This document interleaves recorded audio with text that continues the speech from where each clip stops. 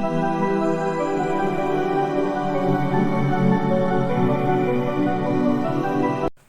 नमस्ते, अस्सलाम वालेकुम दोस्तों। मैं आपका दोस्त सलीम केरदाकर आपका मुस्लिम अधिकार आंदोलन चैनल पर स्वागत करता हूं। दोस्तों, आज का हमारा वेबिनार खास इंजीनियरिंग के स्टूडेंट्स के बारे में है और जो स्टूडेंट्स इंजीनियरिंग को एडमिशन लेना चाहते हैं उन्हें इंजीनियरिंग में कौन कौन सी फ्यूचर अपॉर्चुनिटीज हैं और किस तरह से वो इंजीनियरिंग को अपना बेहतर करियर बना सकते हैं।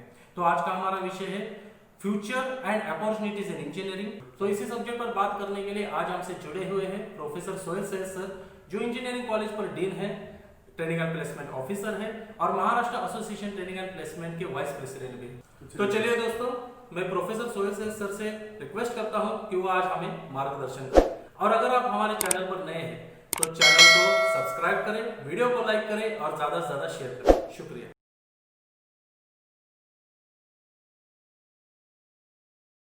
जैसे आज का टॉपिक बताया गया कि इंजीनियरिंग में आने वाले दिनों में क्या चैलेंजेस होंगे, फ्यूचर कैसा होगा और हमें किस तरीके से उस चीज के लेकर हमको क्या तैयारी करनी चाहिए, इस सिलसिले में लेके आज का टॉक होने वाला है। जहाँ तक मुझे बताया गया है कि हमारे पास 3 टाइप के ऑडियंसेस हो सकते हैं आज के टॉक में। ऐसे ऑडियंसेस जो ऐसे बच्चे या फिर ऐसे पेरेंट्स जो अभी इंजीनियरिंग करना चाहते हैं, तो मे बी आपके कोई क्लोज रिलेटिव्स में ऐसे बच्चे हैं जो 10th 11th 12th में अभी पढ़ रहे हैं और आगे चल के इंजीनियरिंग एक करियर का ऑप्शन करके वो चूज करना चाहते हैं। दूसरे ऐसे लोग जिनके बच्चे या फिर क्लोज रिलेटिव या बच्चे खुद आज टॉप में हो सकते हैं जो अभी इंजीनियरिंग कर रहे हैं, मे बी उनके बच्चे first year, second year, third year या फाइनल ईयर के इंजीनियरिंग कोर्स में हैं। और तीसरे ऐसे कुछ लोग हैं जो ऑलरेडी इंजीनियर हो चुके हैं और इंजीनियरिंग प्रैक्टिस कर रहे हैं और अभी मार्केट में दे आर वो एक्सपीरियंस्ड बंदे बोल के काम कर रहे हैं। तो तीनों टाइप के ऑडियंस के लिए आज का टॉक होगा, 3 अलग सेक्शंस में डिवाइड किया होगा ताकि सभी को कुछ ना कुछ टेक अवे मिल सके इस सेशन से। पहला एरिया वो होगा ऐसे लोगों के लिए जो अभी इंजीनियरिंग में आना चाहते हैं, ऐसे बच्चे, तो उनके पेरेंट्स के लिए और उन बच्चों के लिए। ये टॉक मैं एक कहानी से शुरुआत करना चाहूंगा। एक आदमी होता है, वो बहुत ही गरीब परिस्थिति से उसने खुद का एजुकेशन किया होता है। तो जब उसका खुद का लड़का जब वो 10th स्टैंडर्ड में आता है, तो वो उसके बच्चे को 80% मार्क्स मिल जाते हैं, तो वो बहुत खुश होता है। और जैसा हर पिता चाहता है कि अपना बच्चा आगे चल के लाइफ में बहुत तरक्की करे, तो वो भी बहुत ही कोशिश करके उसके बच्चे के लिए सोचता है कि मैं उसको डॉक्टर बनाऊं। तो वो लग जाता है उसके प्रिपरेशन में कि कहाँ पे एडमिशन लेना है, कैसे लेना है। तो मालूमात निकाल के फिर वो उस तरीके का उसको कोचिंग देने की कोशिश करता है 11वीं 12वीं, और बच्चा भी कोप अप करने की कोशिश करता है। मगर 12th में जाने के बाद ये रियलाइज होता है उसके फादर को कि उसका लड़का 12th स्टैंडर्ड में प्रीलिम एग्जाम में अच्छा परफॉर्म नहीं कर रहा है। उसको 80% थे, वहां से 50% पे आ गया। तो वो कंफ्यूज हो जाता है, ऐसा क्यों हो गया मेरे बेटे के साथ कि पहले तो 10वीं तक वो बहुत अच्छी पढ़ाई कर रहा था, मगर अभी 12वीं में आके उसको कम मार्क्स मिलने लगे हैं। तो वो कंफ्यूज हो जाता है। तो इसके बहुत से रीजन हो सकते हैं। तो जब मैंने कहानी बताई तो फोकस मेरा फादर की तरफ था और बच्चे की तरफ फोकस कम था, और यही पे प्रॉब्लम है आजकल करियर काउंसलिंग में। क्या इम्पोर्टेंट है कि बच्चे को क्या चाहिए, तो हमें ये कोशिश करनी चाहिए कि बच्चे का प्रॉपर करियर काउंसलिंग किया जाए। तो उसका इंटरेस्ट फाइंड आउट किया जाए और उस इंटरेस्ट के बेसिस पे उसको कोचिंग दिया जाए। अगर बच्चे का इंटरेस्ट इंजीनियरिंग में है तो ही हम उसको इंजीनियरिंग में पुश करें। हमको चाहिए इसलिए हम बच्चों को इंजीनियरिंग में पुश ना करें। तो इसके लिए अर्ली स्टेज में जब बच्चा 8वीं 9वीं 10वीं कक्षा में होता है, तभी हमें ट्राई करना चाहिए कि अलग अलग टाइप के करियर के टेस्ट होते हैं, जिस टेस्ट से वो हमें पता चलता है कि बच्चे का इंटरेस्ट कौन से डोमेन में। वो डॉक्टर बनना चाहता है या फार्मासिस्ट बनना चाहता है या इंजीनियर बनना चाहता है या वकील बनना चाहता है। तो ये आइडेंटिफाई करने के लिए हमें उसकी प्रॉपर काउंसलिंग स्कूल डेज में करनी चाहिए और उसके बेसिस पे हमने उसको 11वीं 12वीं का कोचिंग देना चाहिए। हमें लगता है इसलिए हमें हमारे बच्चों पर वो चीज लादनी नहीं चाहिए और फोर्स नहीं करनी चाहिए। उससे क्या होता है कि बच्चा उसमें परफॉर्म नहीं कर पाता है और वो एक गलत करियर में एंड अप हो जाता है।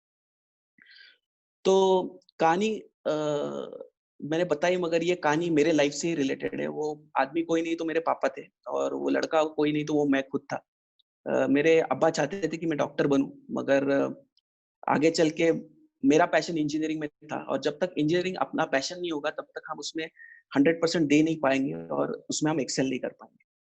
तो ऐसे पेरेंट्स या ऐसे बच्चे जो अभी इंजीनियरिंग में आना चाहते हैं पैशनेटली, तो उनके लिए मैं पहला मार्गदर्शन या फिर उनको गाइडलाइन देने की कोशिश करूँ। हमारे यहाँ पे इंजीनियरिंग में आने के लिए एमएचटी सीईटी नाम की एग्जामिनेशन देना बहुत कंपलसरी होता है। अभी लॉकडाउन में हमें पता है कि एग्जामिनेशन यूजुअली जो अप्रैल मंथ में कंडक्ट की जाती थी, ये गवर्नमेंट की तरफ से आगे पुश की गई है। आपको न्यूज़ में बहुत सी जगह देखने को, पढ़ने को मिलेगा कि एग्ज़ाम ये डेट में है, एग्ज़ाम वो डेट में है।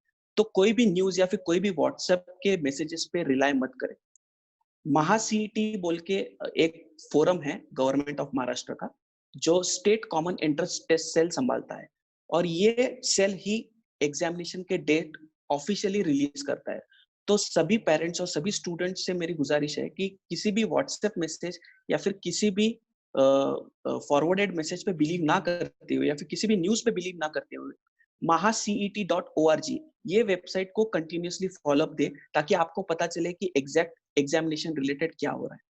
हाल ही में 2 दिन पीछे महासीईटी ने एक जनरल शेड्यूल डिस्क्लोज किया है, जिसमें ये साल की इंजीनियरिंग के डेट्स उन्होंने अनाउंस की है, जो कि जुलाई और अगस्त मंथ में उन लोग कंडक्ट करने वाले हैं। ये डेट जिला स्तर पे या तालुका स्तर पे होने वाले हैं, इस पर अभी तक कोई भी क्लैरिफिकेशन सीईटी सेल ने नहीं दिया है। तो मेरी गुजारिश है ऐसे सभी पेरेंट्स से कि आप mahacet.org ये वेबसाइट को कंटिन्यूअसली फॉलो करें, जिससे कि आपको करेक्ट इन्फॉर्मेशन सीईटी के बारे में पता चले। अभी ये सीईटी एग्जाम 2 ग्रुप्स में कंडक्ट होती है, पीसीएम और पीसीबी, और जहां तक इंजीनियरिंग का सवाल है, पीसीएम ग्रुप ये ज्यादा मैटर करता है। अभी ये एंट्रेंस एग्जाम देने के बाद कौन से बच्चे और एडमिशन ले सकते हैं और कहाँ पे एडमिशन ले सकते हैं, अगला सवाल है। तो ये सीईटी थ्रू महाराष्ट्र के सभी कॉलेजेस में एडमिशन किया जा सकता है। तो महाराष्ट्र में जब मैं बोलता हूँ कि एडमिशन किया जा सकता है, तो कौन से यूनिवर्सिटीज में एडमिशन किया जा सकता है। तो महाराष्ट्र में टोटल 12 यूनिवर्सिटीज है। Babasaheb Ambedkar Marathwada university, Swami Ramanand Tirth university, Mumbai university, Batu university, Maharashtra Bahinabai Chaudhari north Maharashtra university Jalgaon, Savitribai Phule Pune university, Shivaji university Kolhapur, Solapur university, Sant Gadge Baba Amravati university, Tukoji Maharaj Nagpur university और गोंडवाना यूनिवर्सिटी। ऐसे 12 यूनिवर्सिटी है महाराष्ट्र में, जिनके एडमिशन ये एमएचटी सीईटी एग्जामिनेशन के थ्रू किए जाते हैं। अभी इस यूनिवर्सिटी के अंडर अलग अलग कॉलेजेस आते हैं। अगर हम बात करें अपने रीजन की, जहाँ पे हम रहते हैं, लाइक सांगली या फिर आसपास के जो जिले हैं जैसे सातारा या कोल्हापुर, हम लोग की होम यूनिवर्सिटी आती है वो शिवाजी यूनिवर्सिटी और कुछ हद तक सोलापुर यूनिवर्सिटी। मगर बहुत से कॉलेज जो अपने रीजन में हैं, अभी वो बाबा साहेब अम्बेडकर टेक्नोलॉजी यूनिवर्सिटी के अंडर आते हैं। तो हमें ये भी पता होना चाहिए कि हमारे आसपास के जो इंजीनियरिंग कॉलेज है, ये कौन से यूनिवर्सिटी के अंडर आते हैं। तो जहां तक हमारा रीजन कंसिडर्ड है, तो जैसे मैंने बताया, 3 यूनिवर्सिटी से डील हम कर सकते हैं: Baba Saheb Ambedkar technology university, Shivaji university और सोलापुर यूनिवर्सिटी। जब हम एडमिशन लेना चाहते हैं, तो उसमें कुछ कैटेगरीज होते हैं जिसके थ्रू हम एडमिशन ले सकते हैं। पहली कैटेगरी होती है महाराष्ट्र स्टेट कैंडिडेट। जब मैं कहता हूँ महाराष्ट्र स्टेट कैंडिडेट, उसका मतलब ये होता है कि बच्चा ये महाराष्ट्र का डोमिसाइल होना चाहिए, मतलब वो स्टूडेंट के पास महाराष्ट्र का डोमिसाइल सर्टिफिकेट होना चाहिए। अगर उसके पास डोमिसाइल सर्टिफिकेट नहीं है, तो उसके मदर या फादर के पास या गार्डियन के पास डोमिसाइल सर्टिफिकेट होना चाहिए। अगर वो भी नहीं है, तो उसके मदर या फादर गवर्नमेंट ऑफ इंडिया के सर्विस में होने चाहिए। अगर वो भी नहीं है, तो उसके मदर और फादर महाराष्ट्र गवर्नमेंट के सर्विस में होने चाहिए। या फिर एक ऑप्शन ये भी है कि कुछ कुछ स्कूल्स ऐसे भी है जो महाराष्ट्र और कर्नाटक के स्टेट बॉर्डर पे आते हैं, तो ऐसे भी बच्चे महाराष्ट्र में एडमिशन ले सकते हैं। तो ये 5 कैटेगरी है महाराष्ट्र स्टेट कैंडिडेट्स के लिए। दूसरी कैटेगरी आती है ऑल इंडिया रैंकिंग के लिए। कुछ बच्चे ऐसे होते हैं जो जेई की एग्जाम देते हैं, जेई की एग्जाम, और जेई की एग्जाम के स्कोर पे उन लोग महाराष्ट्र में एडमिशन क्लेम करना चाहते हैं, तो वो ऑल इंडिया कोटे के थ्रू भी एडमिशन ले सकते हैं। तो पहला कोटा हो गया है महाराष्ट्र स्टेट का कोटा हो गया और महाराष्ट्र एस्पिरेंट्स। दूसरा हो गया वो ऑल इंडिया हो गया। ये छोड़ के और भी कई कोटे होते हैं, जैसे एनआरआई कोटा है, जम्मू एंड कश्मीर माइग्रेंट्स के लिए कोटा है, जो बाहर के बसने वाले बच्चों के लिए जो महाराष्ट्र में आके पढ़ाई कर सकते हैं। जब हम आगे बढ़ते हैं कि चलो हम लोग तो महाराष्ट्र में रहते हैं और हमारे पास डोमिसाइल सर्टिफिकेट है महाराष्ट्र का और हम एडमिशन ले सकते हैं, आगे क्या? आगे है कि कोई भी कॉलेज में जब हम बोलते हैं कि हमें एक XYZ कोर्स को एडमिशन लेना है, तो उसमें एक इनटेक होता है। फॉर एग्जाम्पल 60 इंटेक है, मतलब 60 सीट होते हैं वहां पे एडमिशन करवाने के लिए। तो ये 60 सीट भी अलग अलग फॉर्मेट में डिवाइड किए जाते हैं। जैसा मैंने बताया कि हमारे महाराष्ट्र स्टेट में अलग अलग यूनिवर्सिटीज हैं, अलग अलग टाइप्स के कॉलेजेस हैं, जैसे गवर्नमेंट कॉलेजेस हैं, प्राइवेट कॉलेजेस हैं, ऑटोनॉमस कॉलेजेस हैं, नॉन ऑटोनॉमस कॉलेजेस हैं। तो इन कॉलेजेस के लिए अलग अलग वेटेजेस दिए जाते हैं। फॉर एग्जाम्पल अगर मैं बताऊं, वालचंद कॉलेज एक गवर्नमेंट कॉलेज है और वो एक ऑटोनॉमस कॉलेज है। तो महाराष्ट्र में सीखने वाला कोई भी बच्चा यहाँ पे एडमिशन ले सकता है। या फिर मैं एक प्राइवेट कॉलेज का एग्जांपल दूं, जैसे हमारा कॉलेज अन्ना साहेब डांगे इंजीनियरिंग कॉलेज, ये एक प्राइवेट कॉलेज है और ऑटोनॉमस कॉलेज है। यहाँ पे भी महाराष्ट्र में पढ़ने वाला कोई भी बच्चा एडमिशन ले सकता है। तो ऑटोनॉमस कॉलेजेस में कोई रिस्ट्रिक्शन नहीं होता है होम यूनिवर्सिटी का। और बाटू में जो कॉलेजेस हैं, जैसे हम हमारे रीजन में अगर मैं आपको बताऊं तो पीवीपीआईटी कॉलेज है। तो ऐसे कॉलेजेस जो हैं, प्राइवेट कॉलेजेस जो बाटू के अंडर आते हैं, उनको भी रिस्ट्रिक्शन नहीं है। तो हम लोग तो एप्लीकेबल हो गए एडमिशन लेने के लिए। तो ये 60 सीट में 80% सीट्स जो होते हैं ये डीटी के थ्रू, मतलब सीटी सेल के थ्रू एडमिशन होते हैं। और 20% सीट जो होते हैं ये मैनेजमेंट कोटा के सीट होते हैं जो इंस्टीट्यूट के पास होते हैं। अभी ये 80% सीट के एडमिशन ये सीईटी एग्जाम के थ्रू एडमिशंस फिलअप होंगे। उसमें भी कास्ट के रिजर्वेशंस होंगे। जैसे आपको पता है कि जो भी गवर्नमेंट जो भी एडमिशंस होता है या फिर जॉब अपॉर्चुनिटीज है, इसमें हम हमारे इंडियन सिस्टम में कास्ट रिजर्वेशन है। जैसे एससी आया, एसटी आया, बीजेएनटी है, ओबीसी है, जैसा पिछले साल से चालू हुआ मराठा आरक्षण। तो ये सब आरक्षण भी इस एडमिशन प्रोसेस पे एप्लीकेबल है। जैसे एग्जांपल दूं मैं, तो ओबीसी को 19% रिजर्वेशन है, मराठा आरक्षण को 16% है और एससी को 13% है। तो ये सब रिजर्वेशन ये 80% के अंडर आते हैं। और उसके बाद अगर हम जाएंगे तो हर कॉलेज का इनटेक कोटा अलग होता है। कुछ कॉलेजेस में 60 सीट्स होते हैं तो कुछ कॉलेजेस में 120 सीट्स होते हैं। तो उस हिसाब से प्रोपोर्शन में सीट्स वेरी होते जाएंगे। तो दिखने में हमको लगता है कि किसी कॉलेज में किसी कोर्स के लिए 60 सीट है, मगर हम अगर उसको स्मॉल लेवल पे अगर हम डिवाइड करेंगे तो एक्चुअल सीट ये बहुत कम होते हैं। तो इसका एक सीट डिस्ट्रीब्यूशन मैट्रिक्स होता है जो डीटीई उनके वेबसाइट पे रिलीज करता है जब एडमिशन प्रोसेस स्टार्ट होती है। तो सभी पेरेंट्स से मैं गुजारिश करूंगा कि जब भी आपका बच्चा सीटी की एग्जाम दे और जब भी वो एडमिशन प्रोसेस में अंदर आए, तो ये सीट डिस्ट्रीब्यूशन मैट्रिक्स वो वेबसाइट पे जाकर रेफर करे। इससे हमको ये पता चलता है कि हर कॉलेज में, हर ब्रांच में, हर कैटेगरी के लिए कितने सीट्स हैं। तो ये सीट्स देख के हम अंदाज लगा सकते हैं कि हमारे बच्चे को या फिर हमारे रिश्तेदार को वहां पे एडमिशन मिल सकता है कि नहीं। तो इसके लिए डीटीई सेल एक जनरल मेरिट लिस्ट भी जाहिर करता है। जब एग्जाम खत्म होती है और जब बच्चों के रिजल्ट्स भी आ जाएंगे, तो उनके रिजल्ट के हिसाब से एक मेरिट लिस्ट भी डिस्प्ले किया जा सकता है। तो उससे हमको एक रफ आइडिया आ जाता है कि हमको हमारे बच्चे को उस पर्टिकुलर कैटेगरी में एडमिशन मिल सकता है या नहीं मिल सकता है। तो इसमें हमको स्टडी करना, उसमें गौर करना बहुत जरूरी होता है। तो जब भी हम प्रोसेस में आते हैं तो ये भी मैंने ऑब्जर्व किया है कि बहुत से पेरेंट्स को अपने रीजन में जो है या फार्मिंग बैकग्राउंड से है या फिर अम्मी अब्बा भी जो होते हैं कि उनकी उतनी पढ़ाई नहीं होती। तो उससे क्या होता है कि इन लोग अप्रोच करते हैं, नेट कैफे के पास जाते हैं। ये एक ट्रेंड हो चुका है। किसी भी नेट कैफे वाले को पकड़ लेते हैं, उसको 100 रुपए 200 रुपए देते हैं और उसको बोलते हैं कि तू फॉर्म फिल कर। होता कैसे कि नेट कैफे वाला आपका यूजर नेम और पासवर्ड ले लेता है और फिर वो आपको मिसगाइड भी कर सकता है, बिकॉज उसको उतना अटैचमेंट नहीं होगा आपके बच्चों से। तो मैं सभी पेरेंट्स से अपील करना चाहूंगा यहाँ पे कि आप किसी भी नेट कैफे पे ना जाए किसी भी तरीके के एडमिशन प्रोसेस में पार्ट लेने के लिए। आप नजदीकी कोई भी एआरसी सेंटर या एफसी सेंटर जो गवर्नमेंट ने अलॉट करके दिए होते हैं, उसी सेंटर पे जाके इन सर्विसेज का को ऑप्ट करें। अगर हम हमारे रीजन की बात करें तो हमारे रीजन में लास्ट ईयर, मतलब पिछले ये साल के सेंटर्स अभी तक अनाउंस नहीं है, मगर पिछले साल के मैं आपको सेंटर्स की मालूमात दूं तो अपने रीजन में वालचंद कॉलेज है, अन्ना साहेब डांगे कॉलेज है, पीवीपीआईटी कॉलेज है, राइट। तो इन कॉलेज में जाके आप मालूमात ले सकते हैं और वहां पे जाके आप ये प्रोसेस फुलफिल कर सकते हैं ताकि आपको कोई मिसगाइड ना करे। तो जैसे मैंने आपको बताया कि ये सब सब कैटेगरीज आप स्टडी करें और उस हिसाब से आपको पता चलेगा कि आपके बच्चे को कहाँ पे एडमिशन मिल सकता है। अभी नेक्स्ट थिंग है कि किस कोर्स में एडमिशन ले। इंजीनियरिंग में अलग अलग टाइप के कोर्सेस होते हैं।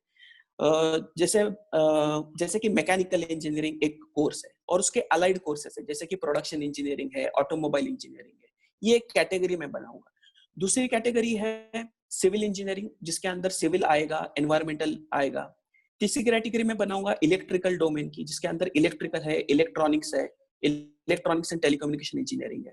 चौथी कैटेगरी में बनाऊंगा कंप्यूटर साइंस आईटी इंजीनियरिंग की। और पांचवी ऐसी कैटेगरी बनाऊंगा जो नीश ट्रेड्स है, जैसे कि टेक्सटाइल आया, केमिकल आया, एरोनॉटिकल है, कि ये लिमिटेड एरियाज में इसका फैलाव है। तो वैसे तो 4 एरियाज है जो मोस्ट कॉमन है, जो आप सभी कॉलेजेस में देखेंगे। एक मैकेनिकल और उसके अलाइड ब्रांचेस, जैसे कि ऑटोमोबाइल और एरोनॉटिकल मैंने बताया। दूसरी है सिविल इंजीनियरिंग, तीसरी है इलेक्ट्रिकल एंड अलाइड कोर्सेज जिसमें इलेक्ट्रॉनिक्स वगैरह आएगा, और चौथी कंप्यूटर साइंस।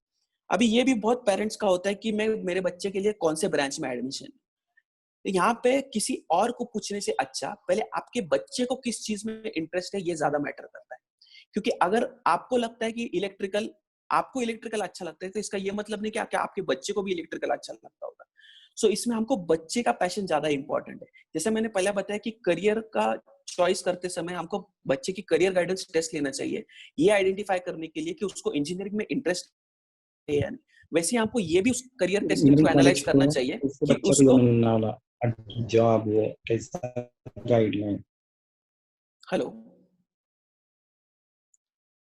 हम क्वेश्चन आन्सर सेशन जरूर लेंगे। हॅलो, मध्ये मध्ये डिस्टर्ब अजिबात करू नका. आपण हा सरांचा सेशन झाल्यानंतर क्वेश्चन आन्सर घेणार आहे. अजिबात मध्ये डिस्टर्ब करू नका. अगर तुम्ही मध्ये बोला तर तुम्हाला रिमूव्ह करण्यात येईल. Continue sir.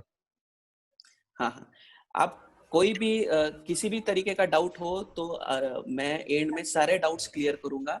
आप चैट बॉक्स है, चैट बॉक्स में भी डाउट लिख सकते हैं, या फिर जब हमारा सेशन खत्म हो जाएगा तो उसके बाद जो भी क्वेश्चंस रेज होंगे 100% मैं कोशिश कर रहा हूँ कि हर क्वेश्चन का आंसर दे सकूं।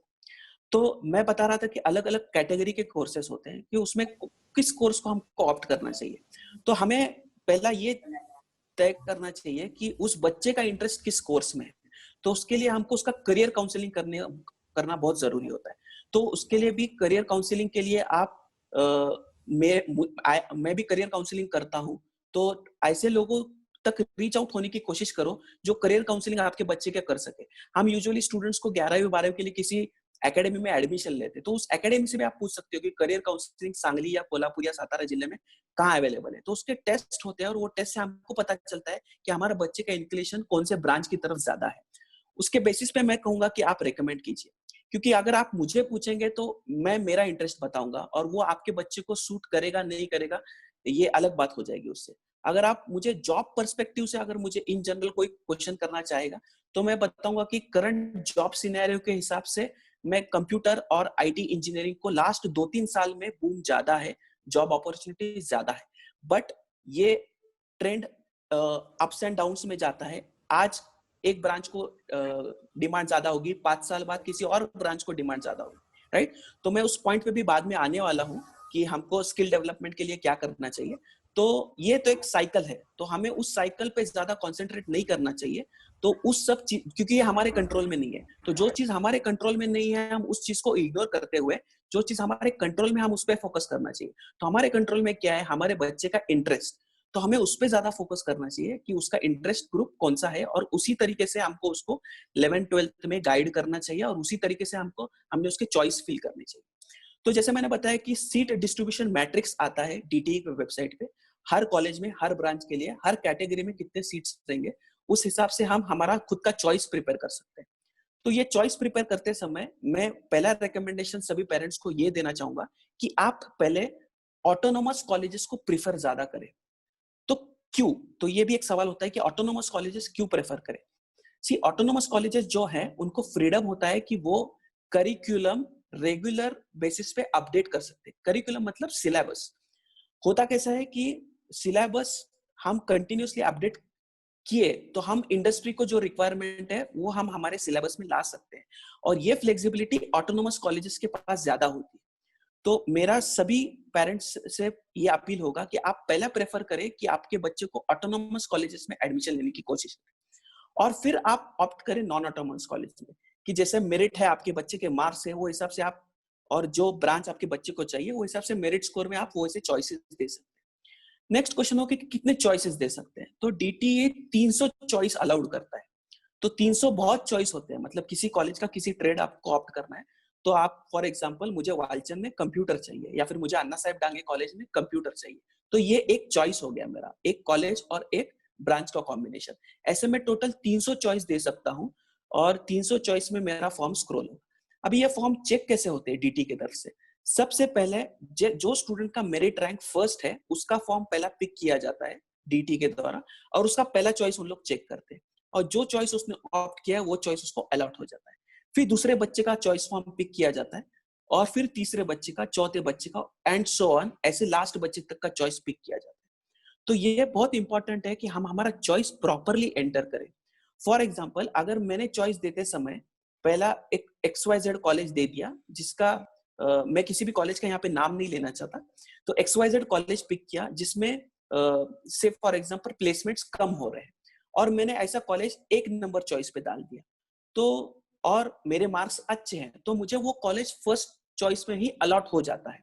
और अगर मैं कोई अच्छा कॉलेज जहाँ पे मुझे एडमिशन मिल सकता था, कोई भी दूसरा गवर्नमेंट कॉलेज या अन्ना साहेब डांगे कॉलेज, वो मैंने चॉइस नंबर 2 में डाला, तो मुझे वो कॉलेज मिलेगा नहीं। क्यों? तो मैंने मेरा फर्स्ट प्रेफरेंस वो दूसरा कॉलेज दिया है जो मैंने 1 नंबर पे डाला है। तो पेरेंट्स और स्टूडेंट्स से मैं यहाँ पे ये अपील करना चाहूंगा कि हम जब चॉइस फॉर्म फिल करते हैं, तो हम हमारे जो फर्स्ट प्रायोरिटीज है, हमारे जो फर्स्ट प्रेफरेंसेस है, वो हम ऊपर डालें, ताकि हम वो कॉलेजेस पे चॉइस हम क्लेम कर सकें। तो ये चॉइसेस हम तीन तीन लेवल में दे सकते हैं, क्योंकि हमारे राउंड्स, हमारे डीटी में 3 राउंड्स होते हैं। इसको कहा जाता है कैप राउंड 1, कैप राउंड 2 और कैप राउंड 3। जब हम कैप राउंड 1 में हमारे चॉइसेस लिस्ट करते हैं, ये स्क्रोलिंग प्रोसेस होता है, इससे हर बच्चे को कोई ना कोई कॉलेज अलॉट होता है, अगर वो उस मेरिट में बैठता होगा और अगर उसने चॉइस फॉर्म सही तरीके से डाले होंगे। ऐसा भी कई बार हमने देखा है कि कुछ पेरेंट्स 3 या 4 ही चॉइसेस डालते हैं, और वो बच्चे को इतने मार्क्स नहीं होते कि उसको वो 3 या 4 कॉलेजेस पे और 3-4 चॉइसेस में कहीं एडमिशन मिले। तो ऐसे भी होता है कि उसको फर्स्ट राउंड में कोई भी सीट अलॉट नहीं होती, मगर फिर भी वो सेकंड राउंड में या आगे के राउंड्स में वो ट्राई कर सकता है, आगे के राउंड्स में वो वापस से अपना चॉइस फॉर्म फिल कर सकता है। ये ऑप्शन उसके पास अवेलेबल है। तो सेकंड राउंड में वो चॉइस फिल करेगा, और थर्ड राउंड में भी वो चॉइस फिल करेगा। तो हमारा एडमिशन फाइनल कब होता है? तो इसके लिए 2 ऑप्शंस होते हैं, एक होता है फ्रीज और एक होता है इम्प्रूवमेंट। तो फ्रीज माने, फॉर एग्जांपल, पहले राउंड में मुझे वालचंद कंप्यूटर मैंने चॉइस मांगा था और मुझे वालचंद कंप्यूटर मिल गए, या फिर मैंने अन्ना साहेब डांगे कॉलेज का कंप्यूटर मांगा था और वो मुझे मिल गए। तो कोई भी पेरेंट या स्टूडेंट उसको फ्रीज कर सकता है। जब वो फ्रीज करता है, उसका वो एडमिशन कंफर्म होता है, और वो बताता है कि मुझे अभी और कोई ऑप्शन ट्राई नहीं करना है। तो वो कैप राउंड 2 और 3 में पार्टिसिपेट नहीं करता है, आगे के राउंड में पार्टिसिपेट नहीं करता है। कभी कभी क्या होता है कि हमको हमारा चॉइस का कॉलेज नहीं मिलता है। फॉर एग्जाम्पल, मैंने 1 नंबर, 2 नंबर, 3 नंबर पे कोई चॉइस डाला होता है और मुझे वो ऑप्शन नहीं मिलता है, मेरे को 4th नंबर का ऑप्शन मिलता है। तो पेरेंट और स्टूडेंट का बोलना ऐसा होता है कि ये तो मिल रहा है मुझे, मगर मुझे ऊपर के ऑप्शंस ट्राई करने। तो वो इम्प्रूवमेंट के लिए कॉल करता है। तो वो मिनिमम एडमिशन तो उसको मिलता है, ये तो उसको एश्योरेंस है, मगर वो उसके ऊपर के चॉइसेस को भी ऑप्ट कर सकता है। तो ये 2 ऑप्शंस हैं, और ये दोनों राउंड के लिए एप्लीकेबल है, कैप राउंड 1 और कैप राउंड 2। कैप राउंड 3 ये फाइनल राउंड होता है, और उसके बाद वो स्टूडेंट को एक फाइनल अलॉटमेंट मिल जाता है, और वो अलॉटेड कॉलेज पे फिर वो स्टूडेंट विजिट करके फीस पे करके उसका एडमिशन कंफर्म कर लेता है। अभी ये जो कुछ मैंने बताया है, कैटेगरी बताया है, या फिर सेंटर्स बताए आपको, या फिर जो भी नंबर ऑफ चॉइसेस बताए, ये मैं पिछले साल के एक्सपीरियंसेस से आपको बता रहा हूँ। जैसे कि 2019-20 या 18-19 का एडमिशन प्रोसेस था। ये साल के एडमिशन प्रोसेस के गाइडलाइन का डॉक्यूमेंट अभी तक डीटी ने अपलोड नहीं किया है। हो सकता है कि इसमें कुछ नई चीजें आए, तो इसके लिए हम, ये बहुत जरूरी है कि हमको डीटी और महासीटी के वेबसाइट को रेगुलरली विजिट करना चाहिए, और जैसे ही ये अपडेट आए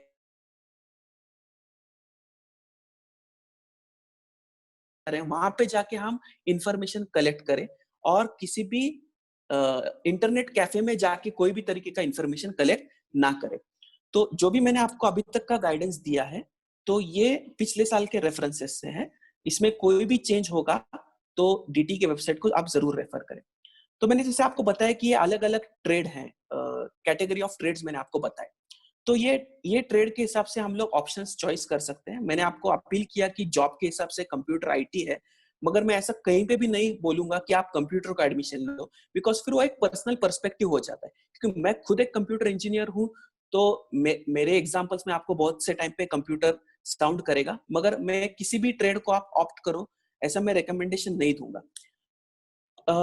अगर हम आगे एक्सटेंड करें हमारे टॉक को, तो ऐसे भी कुछ बच्चे हैं आज हमारे ऑडियंस में जो ऑलरेडी इंजीनियरिंग परस्यू कर रहे हैं, मे बी वो फर्स्ट ईयर में होंगे या सेकंड ईयर में होंगे या थर्ड ईयर या फाइनल ईयर, और मे बी 1-2 साल पीछे पास आउट हुए हैं और वो अभी जॉब कर रहे हैं या फिर जॉब ढूंढ रहे हैं। ऐसे भी बहुत से बच्चे हमारे ऑडियंस में हो सकते हैं या फिर उनके पेरेंट्स ऑडियंस में हो सकते हैं। तो उनके लिए मैं कुछ पॉइंट्स यहाँ पे शेयर करना चाहूंगा। देखिए, AICTE बोल के हमारा एक बॉडी है, all India council of technical education. ये बॉडी ऑल ओवर इंडिया में टेक्निकल एजुकेशन के लेवल पे काम करता होता है। तो ये बॉडी ने 2 महीने पहले कुछ ऐसे एरियाज आइडेंटिफाई किए जिसमें अगले 5 साल तक जॉब अपॉर्चुनिटी ज्यादा है, और उसके चलते अगर बच्चों ने अपने आप को उस एरिया में प्रिपेयर किया तो उनकी एम्प्लॉयबिलिटी और उनके चांसेस सिलेक्शन के बढ़ जाते हैं। तो वो कुछ एरियाज में यहाँ पे आज सब ऑडियंस को बताना चाहूंगा। ये इसके शॉर्ट जो अभी सब नोट कर पाएंगे कि नहीं मुझे पता नहीं, मुझे पता नहीं ये सेशन रिकॉर्ड भी हो रहा है कि नहीं, मगर ये जो एरियाज है मैं बाद में मुनीर सर को फॉरवर्ड करूंगा और वो सारे ग्रुप्स में आपको फॉरवर्ड करेंगे। तो मैं एनलिस्ट करना चाहूंगा वो सारी areas: internet of things, artificial intelligence, blockchain, data science, augmented reality, robotics, 3D printing. ये 7 एरियाज है जो AICTE ने आइडेंटिफाई किए। इन सभी एरिया के बारे में मैं थोड़ी थोड़ी जानकारी यहाँ पे सब ऑडियंस को देना चाहूंगा, बिकॉज बहुत से पेरेंट्स ऐसे भी होंगे जिनको इन एरिया के बारे में पता ना हो। पहली एरिया है इंटरनेट ऑफ थिंग्स। हम आज जानते हैं कि हम सब लोग एक दूसरे से ये लॉकडाउन में भी कनेक्टेड है। आज हम जूम पे बात कर रहे हैं, राइट? तो ये हम पता है कि ये इंटरनेट से हम एक दूसरे से कनेक्टेड है। मगर क्या सिर्फ इंसान कनेक्टेड है? नहीं, आज चीजें भी एक दूसरे को कनेक्टेड हो रही है। हम देखते हैं कि बहुत से हेल्थ ऐप आ चुके हैं कि हम लोग का बीपी कितना है, डायबिटीज कितना है, ये सब चेक करने के लिए अलग अलग टाइप के इंस्ट्रूमेंट आ गए हैं। हम मोबाइल को अनलॉक करने के लिए भी आजकल फिंगरप्रिंट सेंसर यूज करते हैं, राइट? तो ये हर चीज को कंट्रोल करने के लिए जो एरिया है उसको हम इंटरनेट ऑफ थिंग्स बोलते हैं। एक छोटा एग्जांपल मैं देना चाहूंगा। जैसे हम लोग वाटर कंट्रोल मैकेनिज्म, जैसे हम लोग का बोरिंग होता है, टंकी फिल होने के बाद ऑटोमेटिक पानी बंद होना चाहिए, या फिर टंकी जब खत्म हो जाए तो उसमें पानी गिरना चाहिए। तो ये कंट्रोल करने के लिए हम सेंसर्स का यूज करते हैं, और ये सेंसर्स को हम इंटरनेट पे कनेक्ट करते हैं। हमने आजकल होम ऑटोमेशन सिस्टम भी देखे हैं। हम हमारे मोबाइल ऐप से फैन को कंट्रोल कर सकते हैं, हम हमारे मोबाइल ऐप से टीवी को कंट्रोल कर सकते हैं। तो ये कैसे मुमकिन है? ये इंटरनेट ऑफ थिंग्स की वजह से मुमकिन है। हमारे सेंसर्स हमको हमारा डेटा इंटरनेट पर डालते हैं, और ये इंटरनेट से हम यूजर हमारे मोबाइल ऐप से कनेक्ट होकर इन सब चीजों को कंट्रोल करते हैं। तो ये एरिया में बहुत से जॉब्स अवेलेबल हैं, अभी भी अवेलेबल है, और आगे 5 साल तक भी इसमें बहुत से नए जॉब अपॉर्चुनिटीज अवेलेबल होंगे। तो अगर बच्चों ने खुद को इस एरिया में ग्रूम किया, जो अभी बच्चे इंजीनियरिंग कर रहे हैं, तो इसके लिए कौन कर सकता है? तो बहुत से बच्चे बोलते हैं कि जो भी एग्जांपल मैं दे रहा हूँ ये तो कंप्यूटर रिलेटेड है। नहीं, सेंसर्स किसका काम होता है? इलेक्ट्रॉनिक्स इंजीनियर का काम होता है। और अगर मैं बताऊंगा कि मेरा टंकी में पानी आना चालू होना चाहिए या बंद होना चाहिए, ये कौन करेगा? तो इसका डिजाइन करने के लिए मेरे को मैकेनिकल इंजीनियर की जरूरत पड़ेगी, और उसको मेरे को ऐप से कंट्रोल करना है। तो ये ऐप कौन बनाएगा? कंप्यूटर इंजीनियर बनाएगा। तो ये जो मैं एरिया आपको बता रहा हूँ ये सिर्फ कंप्यूटर से रिलेटेड नहीं है, इसमें सभी इंजीनियरिंग का इन्वॉल्वमेंट होता है। सो बहुत से बच्चों का ये भी मिसअंडरस्टैंडिंग है कि internet of things computer related है। जैसे मैंने आपको बताया, ये एक मल्टी डिसिप्लिनरी एरिया है। तो सभी बच्चों ने इसमें अपने आप को अपग्रेड करना चाहिए। दूसरी थ्रस्ट एरिया मैंने बताई आर्टिफिशियल इंटेलिजेंस, या फिर बहुत से लोग इसको मशीन लर्निंग करके भी जानते हैं। अभी सिंपल वर्ड्स में इसको मैं समझाना चाहूंगा यहाँ पे।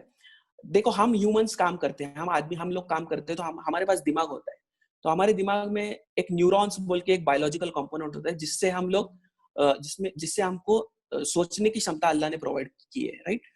तो ये चीज आर्टिफिशियली की जा सकती है क्या? इस पे रिसर्च हुआ है, और एक आर्टिफिशियल इंटेलिजेंस नाम का कॉन्सेप्ट और मशीन लर्निंग नाम का कॉन्सेप्ट इजाद किया गया है। तो हम कंप्यूटर्स को ट्रेन करते हैं, जैसा ह्यूमन ब्रेन थिंक करता है, वैसे हम कंप्यूटर को ट्रेन करते हैं कि तू भी उस तरीके से थिंक कर, और तू भी हमको बता कि क्या होने वाला है। तो वो प्रिडिक्शन कर सकता है।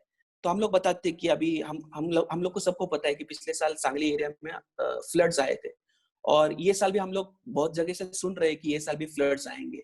तो ये हमको किस तरीके से पता चलता है? तो इस पे प्रिडिक्शन होता है वेदर का, कि बारिश ये साल कितना होगा, कितना नहीं होगा, अभी वाटर लेवल क्या है हमारे डैम्स में, राइट? तो ये प्रिडिक्शन करने के लिए कोई डेटा लिया जाता है, और डेटा पे कुछ चीजें रन होती है, जिससे हमको ये प्रिडिक्शन मिलता है कि ये साल वापस बाढ़ आ सकती है। तो ये करने के लिए हमको आर्टिफिशियल इंटेलिजेंस और मशीन लर्निंग का यूज करना होता है। तो वो हमको ये इस तरीके का प्रिडिक्शन करवा के देते हैं। तो बच्चों ने उस पर भी फोकस करना चाहिए, फर्स्ट ईयर के बच्चों ने, सेकंड ईयर के बच्चों ने, थर्ड ईयर के बच्चों ने। मैं कमेंट में पढ़ रहा हूँ neural network, yes, based on assumptions. Neural network ये एक एरिया है मशीन लर्निंग का, जिसके थ्रू हम हमारे कंप्यूटर को हम ट्रेन कर सकते हैं और वो हमको प्रिडिक्शन, रिग्रेशन, क्लासिफिकेशन, ये सब सारी चीजें करवा के दे सकता है। थोड़ा इंटरेस्ट, जैसा ऑडियंस में से मेरे को टेक्निकल टर्म्स आ रहे हैं, तो मुझे मोटिवेट कर रहा है कि मैं और थोड़ा टेक्निकल में इस एरिया में एग्जांपल दूं। देखिए, जब हम बचपन में पढ़ते हैं तो हमको एक टीचर होता है, हमारी माँ होती है या फिर हमारे स्कूल की टीचर है, हमको बताती है कि इसको ए बोलो, इसको बी बोलो, इसको सी बोलो, इसको डी बोलो। हमारा हाथ लेके हमको पढ़ाया जाता है ए बी सी डी। तो उससे हमारा ब्रेन ट्रेन होता है। तो ऐसा हम कंप्यूटर को भी कर सकते हैं।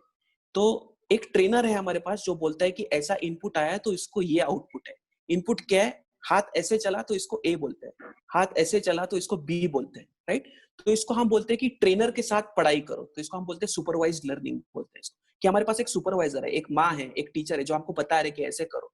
तो हम कंप्यूटर को ऐसा नहीं बता सकते। कैसे बता सकते हैं? तो मैं पिछले साल का रेनफॉल का डेटा कंप्यूटर को दूंगा, उसके पिछले साल का रेनफॉल का डेटा दूंगा, पिछले साल के फ्लड का डेटा दूंगा। ये डेटा मैं जब कंप्यूटर को देता हूँ तो उस पर से वो हमको प्रिडिक्शन लगा के बोल सकता है।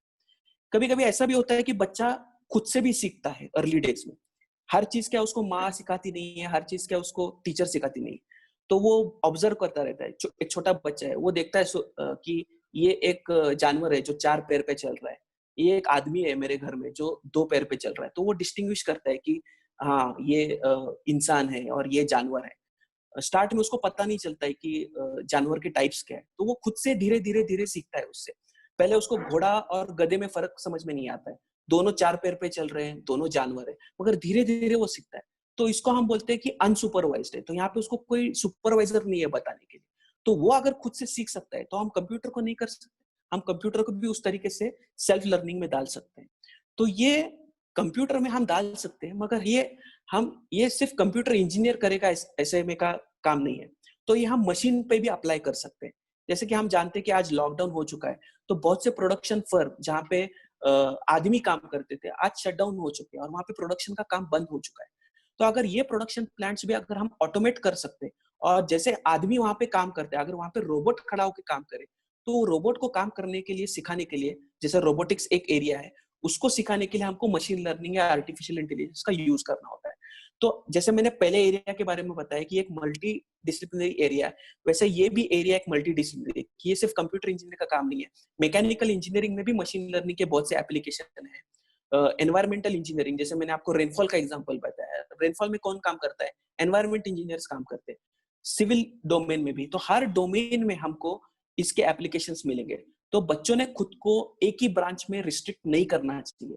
बच्चों ने खुद को अडेप्ट करना चाहिए कि जो मार्केट में ट्रेंड्स अभी है, तो उसको लेकर मुझे खुद को अपग्रेड करना चाहिए।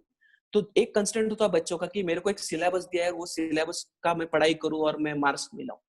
तो वो तो कंस्टेंट है ही, तो उसको तो हम डिनाई नहीं कर सकते कि बेसिक एग्जामिनेशन में तो हमको स्कोर करके एक कॉम्पिटेंट इंजीनियर तो बनना ही है, मगर हमको उसके आगे जाके सोचना चाहिए और इन एरियाज पे काम करना चाहिए।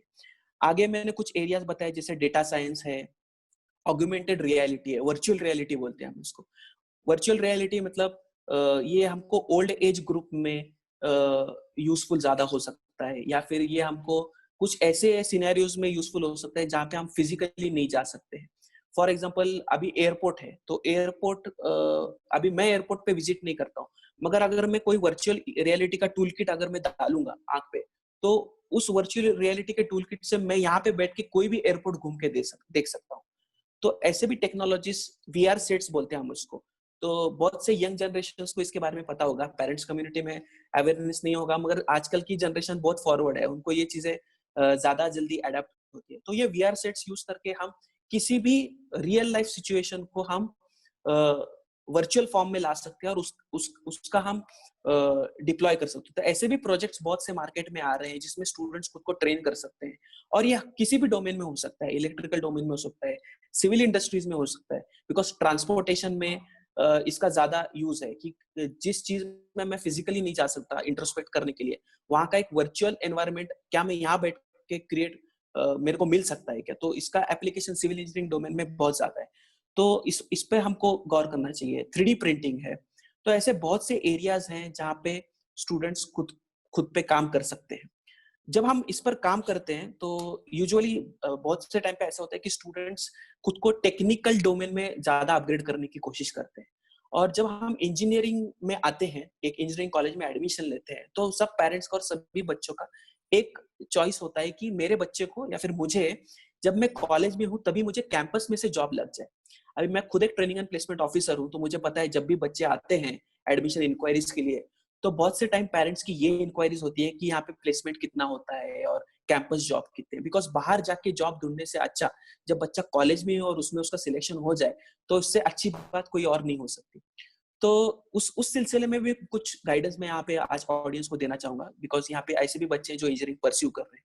जब कैंपस जॉब्स के लिए कंपनी आती है, तो वो बेसिकली कुछ प्रोसेस लेकर आते हैं, और इन प्रोसेस में कुछ चीजें कॉमन है जिस पे हमको फोकस करना चाहिए।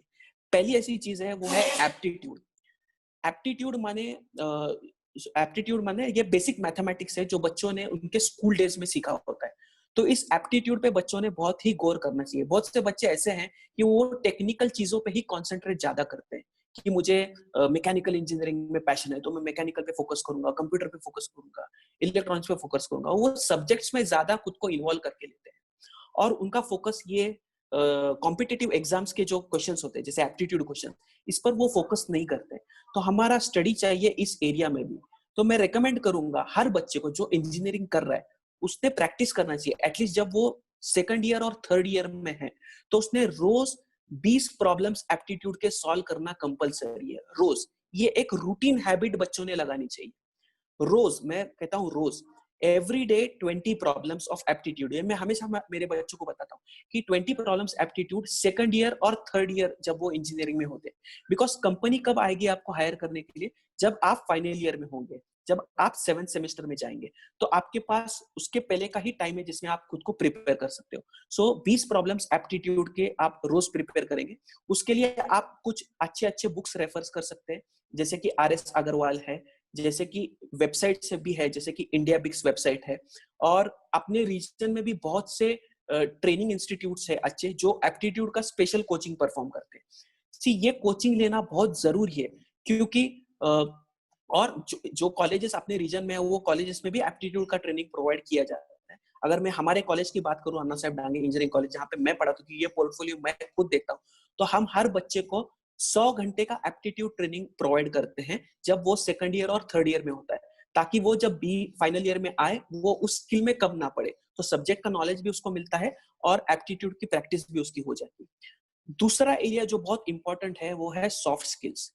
हमको पता है कि जब हम इंजीनियरिंग करते हैं, हम खुद को एक रीजन के लिए एलोकेट नहीं करते, तो हम ग्लोबल पर्सपेक्टिव का सोचते हैं। और ग्लोबल लैंग्वेज में, हम ग्लोबल पर्सपेक्टिव का जब सोचते हैं तो हमको ग्लोबल लैंग्वेज के बारे में सोचना चाहिए, और हमको ये फैक्ट एक्सेप्ट करना चाहिए कि इंग्लिश ये ग्लोबल लैंग्वेज है। मेरे लिए भी आज एक एक्सपीरियंस था कि मैंने कभी भी हिंदी या मराठी में टॉक नहीं दिया। आज मेरा फर्स्ट एक्सपीरियंस है हिंदी में टॉक दे रहा हूँ, because most of the times मेरा टॉक इंग्लिश लैंग्वेज में होता है। तो बहुत से बच्चे ऐसे हैं, उन्होंने स्कूलिंग्स मराठी मीडियम में किया होता है या सेमी मराठी में किया होता है, और इंग्लिश मीडियम में किया हुआ तो भी वो इतना प्रैक्टिस नहीं करते डे टू डे लाइफ में इंग्लिश को। तो हमें इस चीज पे गौर करना चाहिए बच्चों ने, खास करके, कि हम जब हमारे दोस्तों से बात करते हैं, जब हम हमारे टीचर से बात करते हैं, तो हमको सिर्फ और सिर्फ इंग्लिश लैंग्वेज का यूज करना है, बिकॉज इंग्लिश ये एक दिन में इंप्रूव नहीं होने वाला है। तो वो सिर्फ प्रैक्टिस से ही आ सकता है। It will only come by practice, right? So regular practice ये एक ही सॉल्यूशन है हमको इंग्लिश को इम्प्रोवाइज करने के लिए। तो मैं सभी स्टूडेंट्स को अपील करना चाहूंगा यहाँ पे इस प्लेटफॉर्म पे आज, कि आप जब भी इंजीनियरिंग परस्यू कर रहे हैं, जब भी आप कॉलेज में घूम रहे हैं, आपके दोस्तों से बात कर रहे हैं, आपके टीचर से बात कर रहे हैं, आप सिर्फ इंग्लिश और इंग्लिश लैंग्वेज का यूज करें। थर्ड एरिया जिस पर आजकल कंपनीज ज्यादा गौर फरमा रही है, ये दो चीजों को छोड़ के, ये है क्रिटिकल थिंकिंग स्किल्स और प्रॉब्लम सॉल्विंग स्किल्स। ये क्या होते हैं? किसी भी प्रॉब्लम को, रियल लाइफ प्रॉब्लम को सॉल्व करने के लिए वो बच्चा किस हद तक सोच सकता है, ये एनालाइज करने के लिए कंपनीज आजकल साइकोमेट्रिक टेस्ट्स ले रहे हैं बच्चों की, जिससे उनको पता चलता है कि वो बच्चे की प्रॉब्लम सॉल्विंग एबिलिटीज क्या है। तो बच्चों को इस टाइप के साइकोमेट्रिक टेस्ट्स का भी प्रैक्टिस करना चाहिए, सो दैट वो जब कैंपस ड्राइव आएगा उसमें वो कम ना गिरे। और चौथी इंपॉर्टेंट चीज है टेक्निकल स्किल्स। सो इफ एक कोई बच्चा अगर मैकेनिकल इंजीनियरिंग कर रहा है और वो किसी मैकेनिकल कंपनी लाइक बॉश है या फिर महिंद्रा एंड महिंद्रा है, उस टाइप की कंपनीज के लिए अपेयर कर रहा है, तो हर कंपनी का एक अलग रिक्वायरमेंट होता है, अलग डोमेन होता है जिसमें वो कंपनी काम कर रही है, और वो डोमेन के रिलेटेड कोई सब्जेक्ट्स है जो वो बच्चा फर्स्ट ईयर, सेकंड ईयर और थर्ड ईयर में सीखता है। तो उस सब्जेक्ट्स को रिवाइज करना वो बच्चे के लिए बहुत इंपॉर्टेंट है, और हर कंपनी एक अलग टेक्निकल रिक्वायरमेंट लेके आएगी।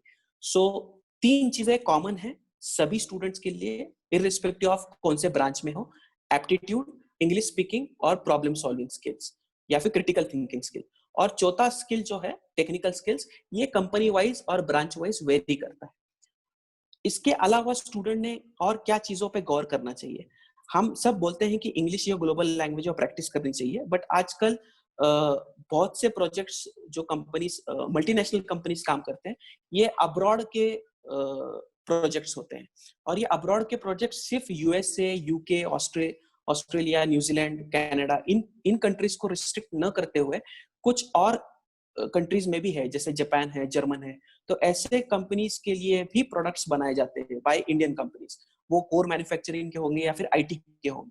तो जब हम इन टाइप के कंपनीज के लिए काम करते हैं, तो यहाँ पे भी रिक्वायरमेंट आता है कि हम उन कस्टमर से बात कर सकते हैं उनके लैंग्वेज, बिकॉज जापानीज कस्टमर्स ये जापानीज लैंग्वेज को ज्यादा प्रेफर करते हैं, या फिर जर्मन कस्टमर जो है ये उनके जर्मनी की मदर टंग को ज्यादा प्रेफर करते हैं ओवर इंग्लिश। तो अगर बच्चे के पास एक फॉरेन लैंग्वेज का सर्टिफिकेशन हो, तो ये भी ज्यादा ऐड करता है उसको, उसकी एम्प्लॉयबिलिटी एनहांस करने के लिए, ताकि उसके सिलेक्ट होने के चांसेस ज्यादा हो। तो मैं ये भी बच्चों को अपील करूंगा कि अगर आप फॉरेन लैंग्वेज का कोई ट्रेनिंग ले सको, जिससे कि आप खुद को ये 2 लैंग्वेज में स्पेसिफिकली रेकमेंड करना चाहूंगा, एक जापानीज है और एक जर्मन है, बिकॉज ये कंट्रीज से भी बहुत से प्रोजेक्ट्स इंडिया में आते हैं जहाँ पे इंडियन कंपनीज काम करते हैं। और बहुत से कंपनीज में आजकल रिक्वायरमेंट है जहाँ पे बच्चों को जापानीज और जर्मन अगर लेवल 1, लेवल 2, लेवल 3 का अगर आता होगा, तो वो कंपनीज वो बच्चों को डायरेक्टली जॉब्स ऑफर कर रहे हैं। तो ये हुआ फॉरेन लैंग्वेज। दूसरा, जब बच्चा इंजीनियरिंग कर रहा है तो उसने लाइव प्रोजेक्ट्स पे ज्यादा काम करना चाहिए। जब मैं लाइव प्रोजेक्ट्स बोलता हूँ, तो बच्चों की आदत होती है कि प्रोजेक्ट्स को कॉपी पेस्ट करते हो। तो प्रोजेक्ट्स को कॉपी पेस्ट न करो, तो अपने आजू बाजू में देखो कि हमको रियल लाइफ प्रॉब्लम स्टेटमेंट कहाँ पे मिलते हैं। लोगों से मिलो, बात करो, इंटरेक्ट करो, उनकी तकलीफ समझो, और उससे हमको प्रॉब्लम्स आइडेंटिफाई करने की कोशिश करो। हमको बहुत से प्रॉब्लम मिलेंगे। जैसे मैं अभी यहाँ पे सोसाइटी में रहता हूँ, तो मैं नीचे जाऊंगा तो मुझे एक रिक्वायरमेंट आता है कि सोसाइटी में हम लोग का जो अकाउंट्स है, तो ये अकाउंट्स हम बहुत मैन्युअली प्रिपेयर कर रहे हैं अभी। तो क्या मैं उनको मोबाइल ऐप बना के दे सकता हूँ जिससे कि उनका काम हल हो जाए? तो यहाँ पे हमको अपने ही प्रीमाइसेस में बहुत से छोटे छोटे प्रोजेक्ट्स मिल सकते हैं। तो मैं सभी बच्चों को अपील करना चाहूंगा कि आप अपने एरिया में लोगों से मिलो, बात करो, और उससे छोटे छोटे प्रोजेक्ट्स आइडेंटिफाई करो। ये लाइव प्रोजेक्ट्स पे जब आप इंजीनियरिंग में हो तभी उस प्रोजेक्ट्स पर काम करो, ताकि वो आपके टेक्निकल स्किल्स को और प्रॉब्लम सॉल्विंग स्किल्स को एनहांस करे। इसको हम लोग बोलते हैं लाइव इंटर्नशिप्स। तो इस पर भी स्टूडेंट्स ने गौर करना बहुत जरूरी है। कुछ बच्चे ऐसे कॉलेजेस में पढ़ रहे होंगे जो कॉलेजेस ऑटोनॉमस नहीं है, तो वहां पे करिकुलम रेगुलरली अपडेट नहीं होता है। एक 4 साल 5 साल के बाद सब्जेक्ट्स अपडेट होते हैं, मगर 5 साल ये बहुत बड़ा पीरियड है, और उसके वजह से एक गैप क्रिएट हो जाता है इंस्टीट्यूट में और इंडस्ट्री में।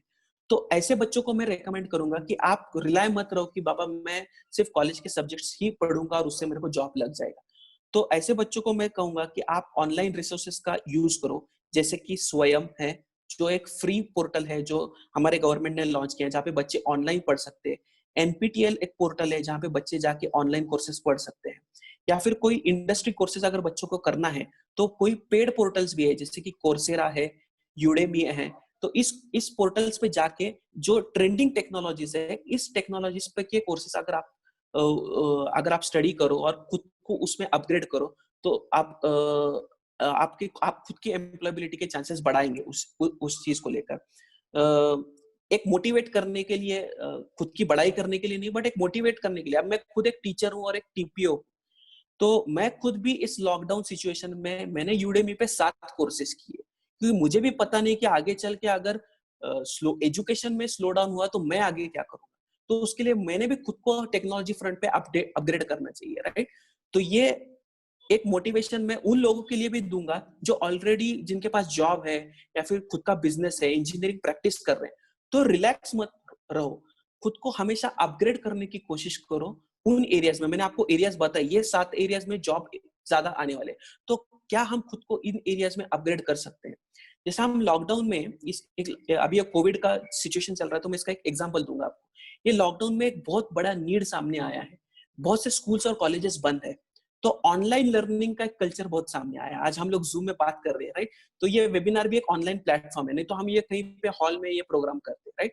मगर ये ऑनलाइन प्लेटफॉर्म आया। अभी जूम, पहले लोगों ने जूम का नाम भी नहीं सुना था, मगर ये लास्ट 2 महीने में जूम का इतना यूटिलाइजेशन हुआ है। तो ये क्यों पॉसिबल है?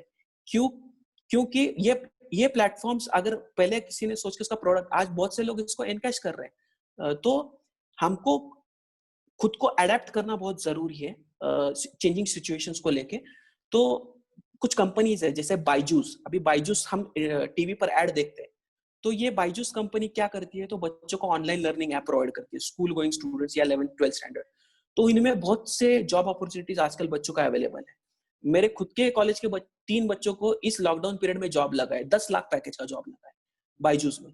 तो अगर वो बच्चा सोचता कि मैं अभी बायजूस में मैं सेल्स में क्यों काम करूं, मैंने अभी कंप्यूटर इंजीनियरिंग किया है, अभी कंप्यूटर इंजीनियरिंग किया है मगर आज तक तो जॉब नहीं लगा है, तो खुद को कस्टमाइज करना भी इम्पोर्टेंट है। क्योंकि हमको पता है कि आज कोविड के बाद नेक्स्ट 3-4 महीने ये बहुत क्रिटिकल होने वाले हैं।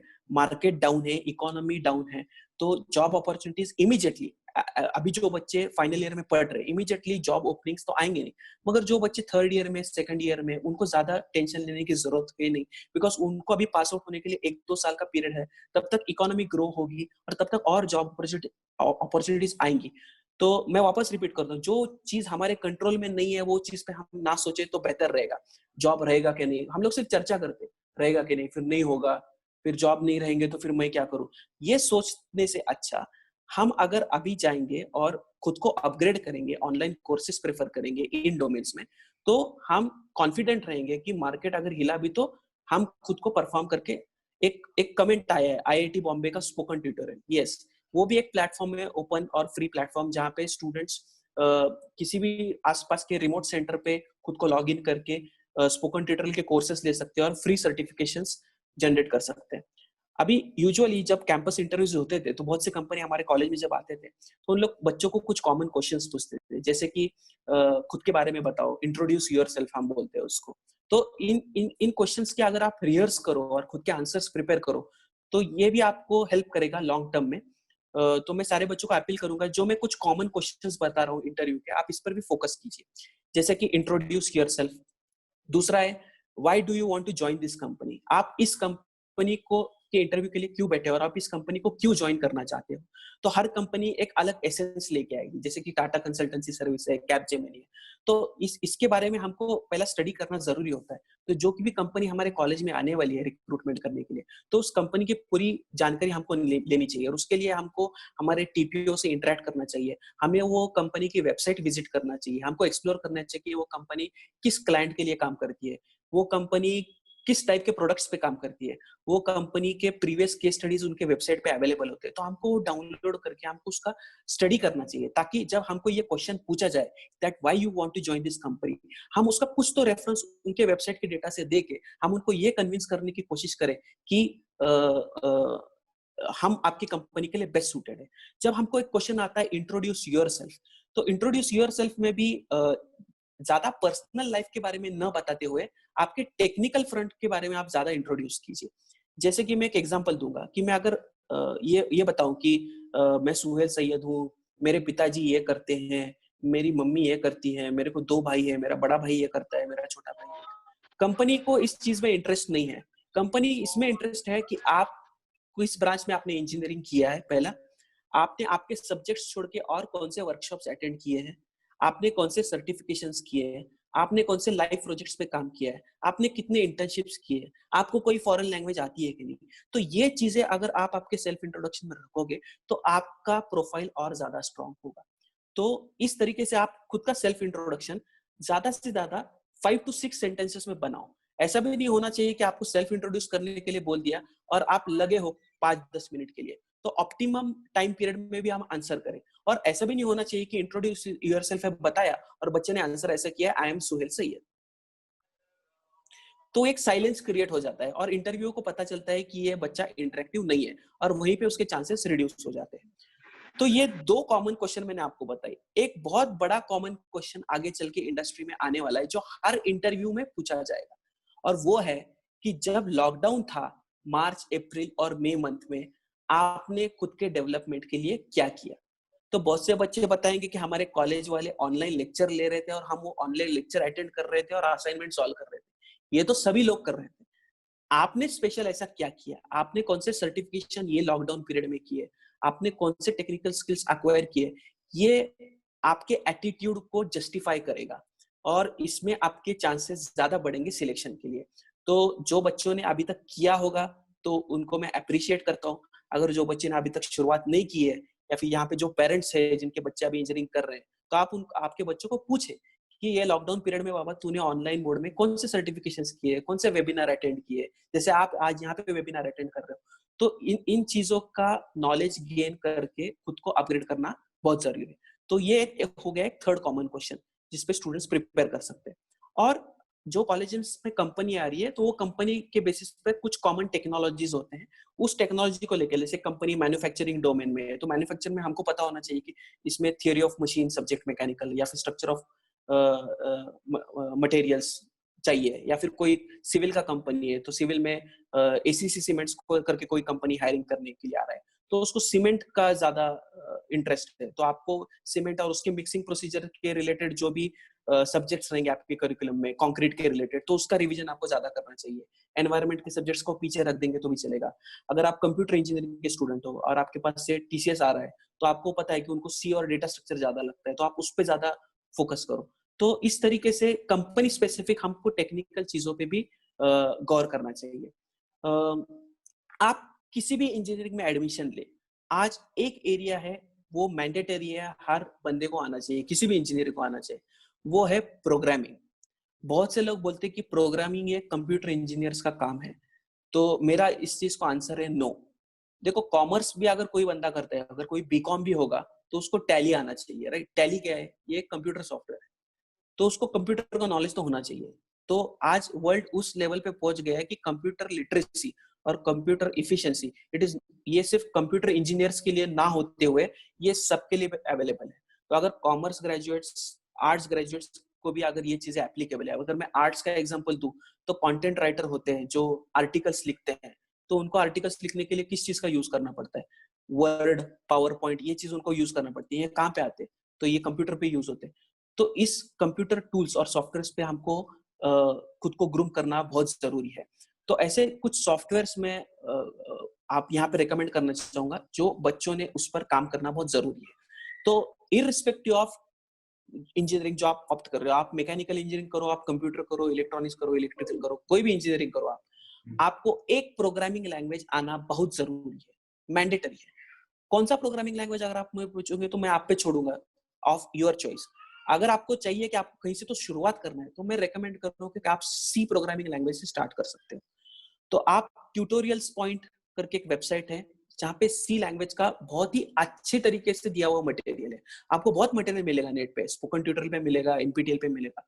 मगर मेरे एक्सपीरियंस में आपको बता रहा हूँ जहां तक मैंने सी लैंग्वेज अलग अलग वेबसाइट से पढ़ी है, तो ट्यूटोरियल्स पॉइंट पे जो मटेरियल सी प्रोग्रामिंग लैंग्वेज के लिए दिया है वो बहुत ही सेल्फ एक्सप्लेनेटरी है और वहां से आप चालू कर सकते हैं।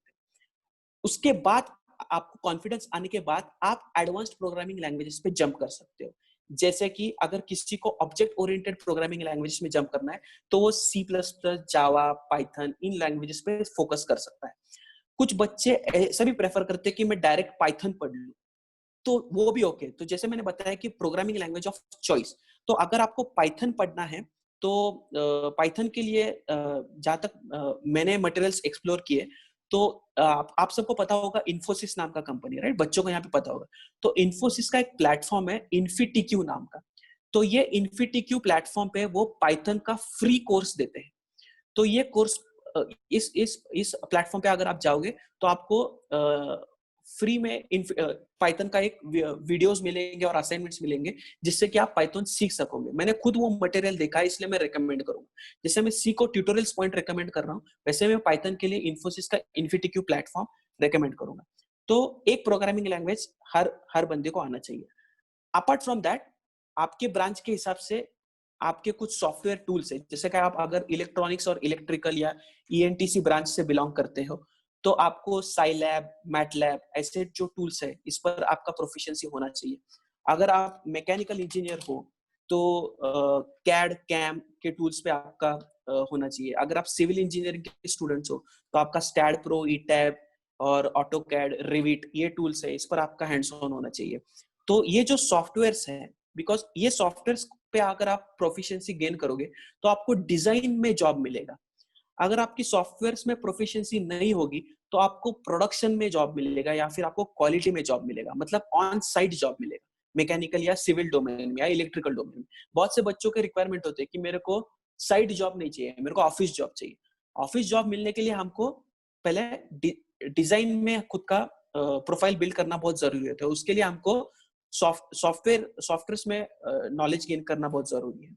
तो उस तरीके से आप खुद का स्किल सेट बिल्ड करो, आपका खुद का प्रोफाइल बिल्ड करो और over a period of time आपको उसके रिजल्ट्स जरूर मिलेंगे।